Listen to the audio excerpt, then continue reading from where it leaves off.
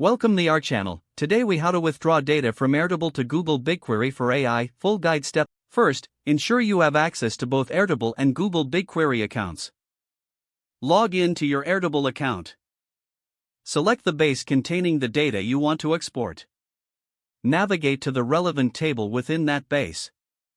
Click on the View drop-down menu in the top left corner. Choose the desired view of your data that you wish to export. Once the view is set, click on the Download option. Select the file format, preferably CSV, for exporting data. Save the CSV file to your local system. Now, log into your Google Cloud Platform account. Navigate to the BigQuery console. In the BigQuery console, locate your project. If you don't have a dataset yet, create a new dataset. Click on Create Dataset and enter a name. Once the dataset is created, click on your new dataset. Choose the option to create a new table. In the Create Table screen, set the source to upload. Click on Choose File and upload the CSV file you downloaded.